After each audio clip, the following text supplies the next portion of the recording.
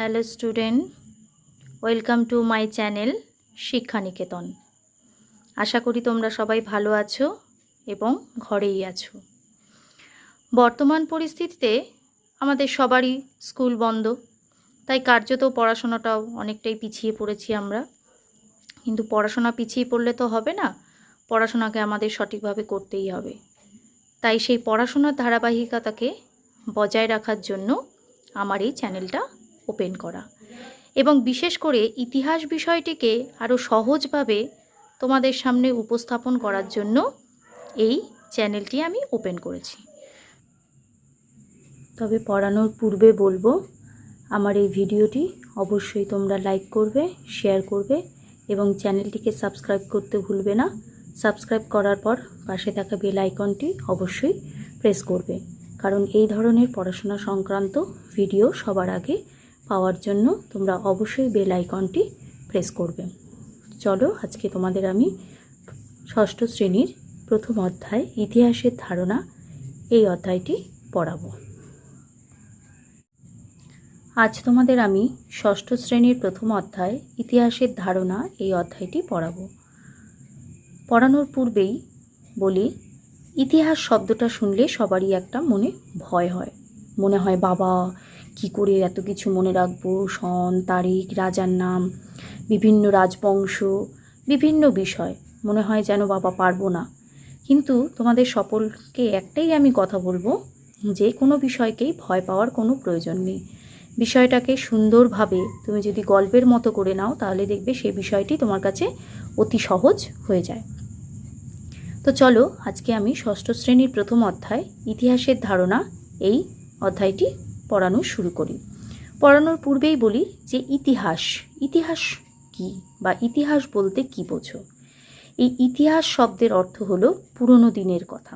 এই ইতিহাস শব্দটি এসেছে সংস্কৃত শব্দ ইতিহ থেকে। এই ইতিহ শব্দের অর্থ হলো অতীতে যা কিছু ঘটেছে, আর আস শব্দের হলো যার মধ্যে পাওয়া যায়, অর্থাৎ অতীতে যে ঘটনাগুলি ঘটেছে বা পুরনো দিনে যে সমস্ত ঘটনাগুলি ঘটেছে সেইগুলি যার মধ্যে লিপিবদ্ধ আছে, সেই বিষয়টি বা সেই জিনিসটিই হলো ইতিহাস।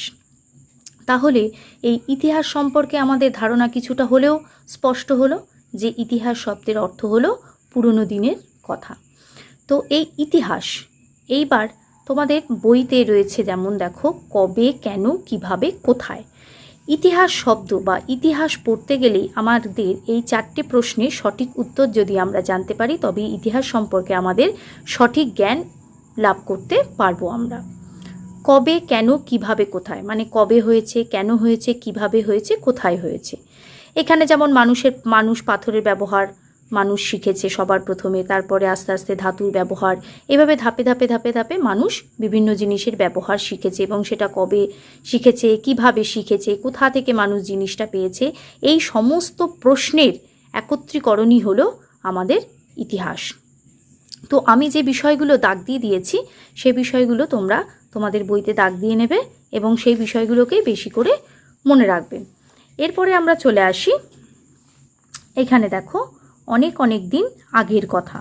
এই অনেক দিন আগের কথা মানে এই পুরনো দিনের কথা, পুরনো দিনের ইতিহাস, পুরনো দিনের কাহিনী, পুরনো দিনের গল্প, এগুলো আমরা কোথা থেকে জানবো? এগুলো তো আমরা হঠাৎ করে কোথাও থেকে তো আর উৎপত্তি হতে পারে না, এগুলো তো জানার একটা কোনো উৎস আছে। সেই উৎসগুলো কি কি বা কোথা থেকে আমরা জানলাম? পুরনো দিনের আমরা বিভিন্ন লেখা পড়ে, বিভিন্ন রকম ছবি দেখে, ছবি যদি না থাকে কোনো ধ্বংসাবশেষ থেকে, কারো গল্প কাহিনী থেকে, কারো লেখা বই থেকে, এই সমস্ত বিভিন্ন জিনিস থেকে আমরা কিন্তু পুরনো দিনের কথা জানতে পারি। এবং মনে রাখবে, ইতিহাস মানে গল্প হলেও কিন্তু সেই গল্পটা মধ্যে একটা বাস্তব দিক রয়েছে। এমনি গল্পে আমরা অবাস্তব অনেক কিছুই দেখতে পাই, কিন্তু ইতিহাস নামক বিষয়টির মধ্যে গল্পের মাধ্যমে বিষয়বস্তুকে উপস্থাপন করা হলেও তার মধ্যে কিন্তু একটা বাস্তবতা রয়েছে এবং তার মধ্যে একটা সত্যি রয়েছে।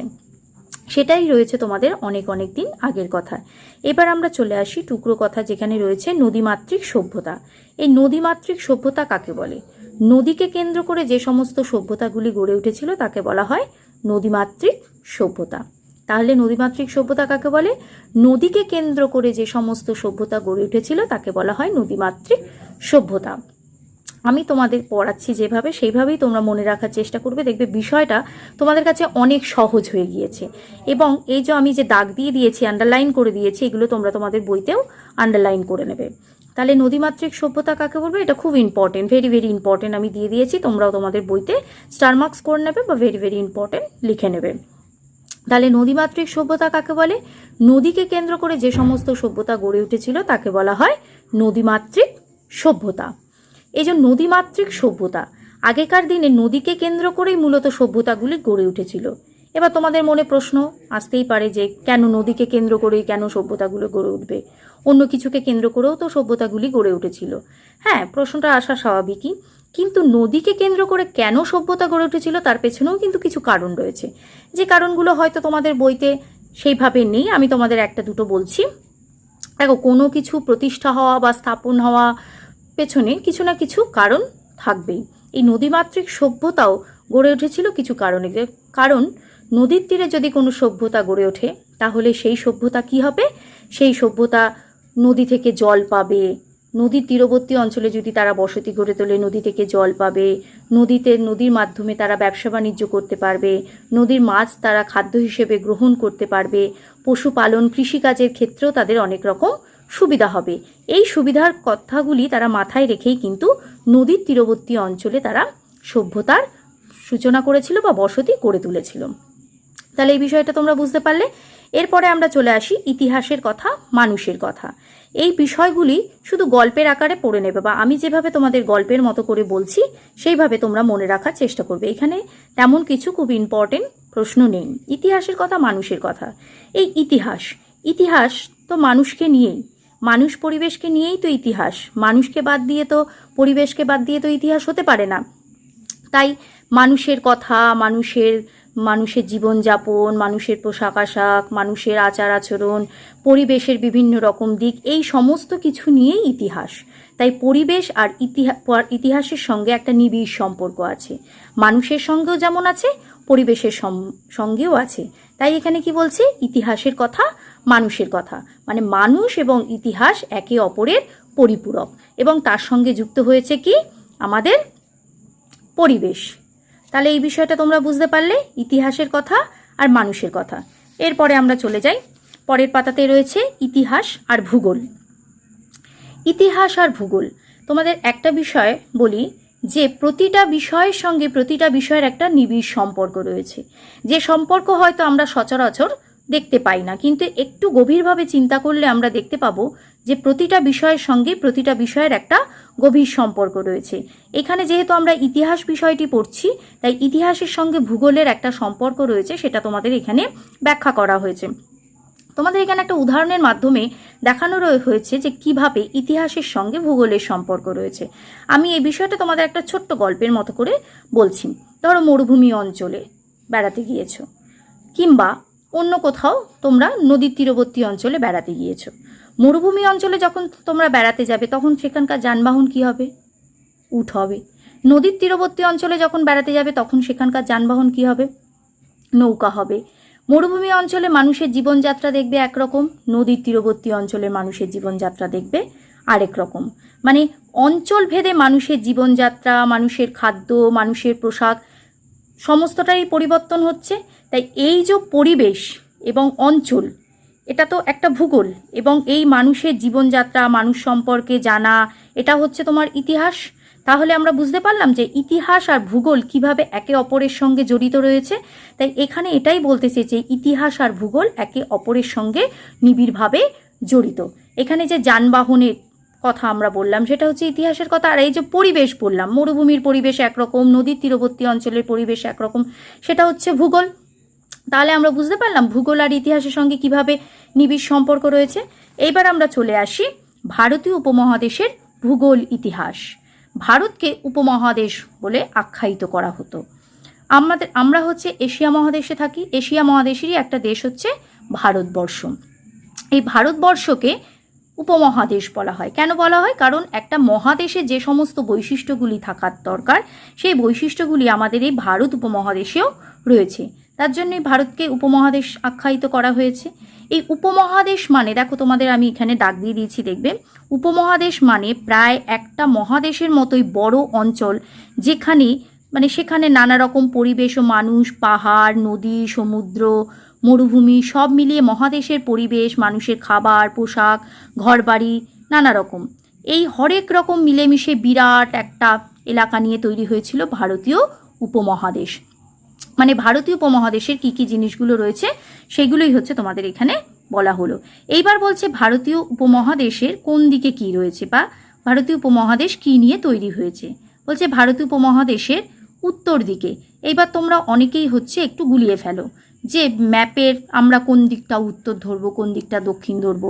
তোমরা বইটা যদি সামনে নিয়ে পড়তে বসো তাহলে তোমাদের ওপরের দিকটা হবে, মানে ম্যাপের ওপরের দিকটা হয় উত্তর, নিচের দিকটা হয় দক্ষিণ, তোমাদের ডান হাতে যে দিকটা সেই দিকটা হবে পূর্ব, বাঁ দিকের হাতটা হবে পশ্চিম দিক।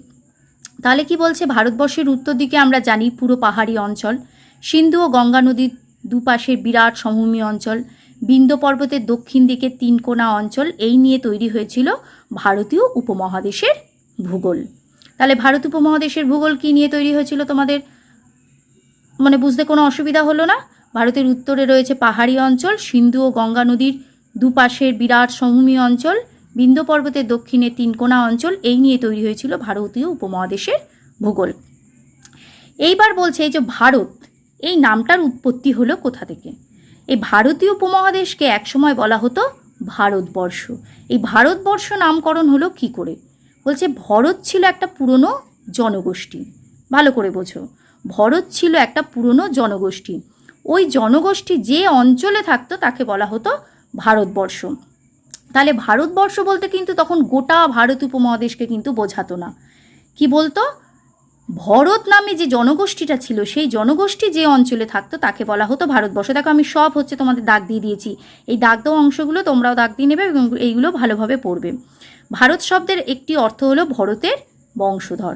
ভারতবর্ষ বলতে সবসময় পুরো ভারতীয় উপমহাদেশকে কিন্তু বোঝাতো না, শুধু ওই ভরত নামক জনগোষ্ঠী যে যে অঞ্চলে থাকতো তাকেই বলা হতো ভারতবর্ষ। এরপরে আমরা চলে আসি পুরনো দিনের হিসেব নিকেশ। পুরনো দিনের হিসেব নিকেশ, এখানে একটু গল্পের মতো বলা আছে যে কিভাবে আমরা পুরনো দিনের দিন গণনা করব, হিসেব করব। এখানে যেমন এখানে তোমাদের রেলপথ আবিষ্কার হয়েছিল কবে, 1853 সালে 16ই এপ্রিল, এটা দাগ দিয়ে নেবে, খুব দরকারি জিনিস। এছাড়া পুরনো দিনের আমরা কি করে হিসেব করব, সাল, তারিখ, তারপরে হচ্ছে সেই সময় তো মানুষের আগে ঘড়িও ছিল না, ক্যালেন্ডারও ছিল না, মানুষ লিখতেও জানতো না। তাহলে আমরা কি করে জানবো? আমরা পুরনো দিনের কথা অনেক সময় জানতে পারি কিছু ধ্বংসাবশেষ থেকে, কিছু লেখা থেকে, ঠিক আছে, বা কিছু মানুষের ব্যবহার্য জিনিস সেইগুলোর অনুযায়ী আমরা যুগ বিভাজন করি। মানে এরপরে দেখো আমরা পড়তে পারবো যে যুগ, এই যুগ বলতে কি বোঝায়। যুগ বলতে বোঝায় মোটামুটি অনেক লম্বা একটা সময় বোঝাতে যুগ বলা হয়।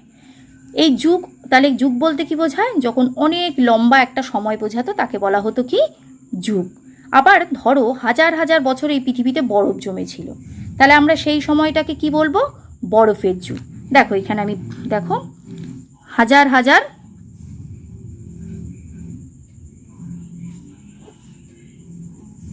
বরফের যুগ। আবার ধরো যখন মানুষ পাথর ব্যবহার করতো তখন সেটা কি প্রস্তর যুগ। প্রস্তর যুগকে আবার 3টে ভাগে ভাগ করা হয়, একটা পুরনো প্রস্তর যুগ, মধ্যপ্রস্তর যুগ আর নতুন প্রস্তর যুগ। এরপরে মানুষ যখন ধাতুর ব্যবহার শিখলো, প্রথম মানুষের আবিষ্কৃত ধাতু কি ছিল, তামা। এই তামা আবিষ্কারের পেছনে কিন্তু এক কাহিনী রয়েছে, তা তোমাদের আমি পরে বলবো। এই প্রথম আবিষ্কৃত ধাতু ছিল তামা। তামার ব্যবহার যখন মানুষ করলো তখন সেটা হলো তাম্রযুগ বা তামার যুগ। এরপরে তামার পরে মানুষ ব্রোঞ্জের ব্যবহার করলো, তখন সেটা ব্রোঞ্জের যুগ। এবং তামা ব্রোঞ্জ মিলিয়ে যখন ব্যবহার করতো তখন সেটা তাম্র ব্রোঞ্জ যুগ। এরপরে মানুষ আবিষ্কার করলো লোহা, সেই যুগটাকে বলা হয় লৌহ যুগ।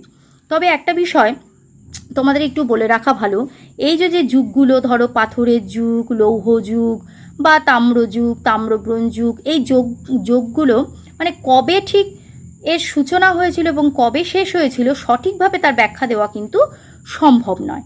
তার জন্য ইতিহাসে আনুমানিক বলে একটি শব্দ ব্যবহার করা, যে আনুমানিক এত খ্রিস্টাব্দ থেকে এই যুগ শুরু হয়েছে বা আনুমানিক এত খ্রিস্টপূর্বাব্দ থেকে এই যুগ শুরু হয়েছে, আনুমানিক বলে একটি শব্দ ব্যবহার করা হয়। আনুমানিক শব্দের অর্থ হলো অনুমান বা আন্দাজ করে নেওয়া, যে আমি আন্দাজ করে নিলাম যে এত খ্রিস্টাব্দ থেকে আমার বরফের যুগ শুরু হয়েছিল, বা এত খ্রিস্টপূর্বাব্দ থেকে বরফের যুগ শুরু হয়েছিল, বা এত খ্রিস্টাব্দ থেকে এই সাল এই বংশের রাজবংশের রাজত্ব শুরু হয়েছিল। এজন্য ইতিহাসে আনুমানিক শব্দটা ব্যবহার করা হয়। তো তোমাদের এখানে দেখো একটা টুকরো কথাতে রয়েছে আর্যাবর্ত ও দাক্ষিণাত্য। এই বিষয়টার থেকে অনেক শর্ট কোশ্চেন আছে, এই বিষয়টাও তোমাদের একটু মাথায় রাখতে হবে। দেখো, ভারতবর্ষের উত্তর আর দক্ষিণ ভাগ, মানে ভারতবর্ষ যদি ম্যাপটা তোমরা দেখো তাহলে দেখতে পারবে ভারতবর্ষের মাঝখান থেকে একটা পর্বত গেছে, বিন্ধ্য পর্বত। এই বিন্ধ্য পর্বতটা কি ভারতবর্ষকে দুটো ভাগে ভাগ করেছে। উত্তরের দিকটা হচ্ছে তোমার আর্যাবর্ত আর দক্ষিণের দিকটা হচ্ছে দাক্ষিণাত্য। এই আর্যাবর্তে আর্যরা ওই উত্তর অংশে বসবাস করতো, ওর জন্য উত্তর অংশেরটার নাম ছিল কি আর্যাবর্ত। আর দক্ষিণ অংশে দ্রাবিড় জাতির মানুষ বাস করতো, তার জন্য সেই দক্ষিণ অংশের নাম কি ছিল দাক্ষিণাত্য। তাহলে ভারতবর্ষকে কোন পর্বত দুটি ভাগে ভাগ করেছে? এটা খুব ইম্পর্টেন্ট, বিন্ধ্য পর্বত। দুটি ভাগ কি? উত্তরের অংশ আর্যাবর্ত, দক্ষিণের অংশ দাক্ষিণাত্য। উত্তরের অংশে বাস করত আর্যরা এবং দক্ষিণের অংশে বাস করত দ্রাবিড়রা। তাহলে এই বিষয়টা তোমাদের মোটামুটি ক্লিয়ার হলো। এবং আরেকটা জিনিস তোমাদের একটু বলে রাখি, এই যে দক্ষিণের যে অংশটা ছিল, এখানে দেখো কাবেরী নদীর দক্ষিণ অংশ দ্রাবিড় দেশও বলা হয় এবং এদের ভাষা ছিল কি দ্রাবিড় ভাষা। তাহলে এইখানের বিষয়টা কি রইল, যে ভারতবর্ষকে বিন্ধ্য পর্বত দুটি ভাগে ভাগ করেছে।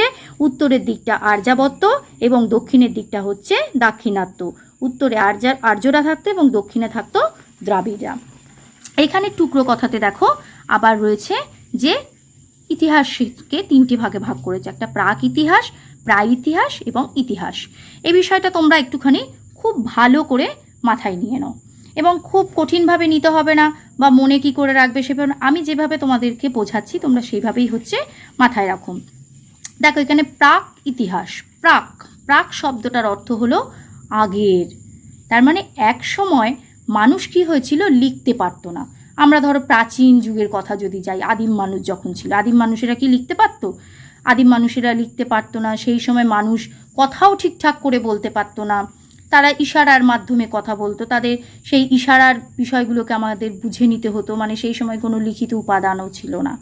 সেই সময়ের যে ইতিহাস তাকে বলা হয় কি প্রাগ ঐতিহাসিক যুগ। তার মানে কি বোঝালো, যে সময় মানুষ লিখতে পারতো না, মানুষের ইতিহাসের কথা আমাদের অনুমান করে নিতে হতো, সেই সময়কে বলা হয় কি প্রাগ ইতিহাস যুগ। এরপরে আমরা চলে আসি প্রায় ইতিহাস। তার মানে প্রাগ ইতিহাস মানে কি ইতিহাসের আগের সময়। এরপরে চলে আসি আমরা প্রায় ইতিহাস। প্রায় ইতিহাস কাকে বলে? তাহলে আমরা প্রথমে কি জানলাম, মানুষ লিখতেও পারতো না, পড়তেও পারতো না, যাদের ইতিহাসের কথা আমাদের অনুমান করে নিতে হতো, সেটা হচ্ছে প্রাক ইতিহাস। এবং প্রায় ইতিহাস আমরা বলি না প্রায় কিছু সময় পরে যাব, মানে কিছুটা জানি কিছুটা জানি না, এই রকম ব্যাপার। তাহলে যে সময় মানুষ লিখতে শিখলো কিন্তু সেই লেখা আজও পর্যন্ত পড়া যায়নি, তার মানে লেখা পাওয়া গেছে কিন্তু পড়া যায়নি, সেই সময় বা সেই যুগটাকে বলা হয় কি প্রায় ঐতিহাসিক যুগ। তাহলে বুঝতে পারলে প্রায় ঐতিহাসিক যুগ কি। এরপরে চলে আসি ঐতিহাসিক যুগ। ঐতিহাসিক যুগ কাকে বলে? যে সময় মানুষ লিখতে পারলো এবং সেই লেখা আমরা পাঠোদ্ধারও করতে পারলাম, সেই সময়কে কি বলা হয় ঐতিহাসিক যুগ। তাহলে এই যুগ তিনটে তোমাদের ক্লিয়ার হলো। তিনটে যুগ, একটা প্রাক ইতিহাস, একটা প্রায় ইতিহাস আর একটা ঐতিহাসিক যুগ বা ইতিহাসের যুগ। এবার আমরা চলে আসি সাল তারিখের নানা রকম।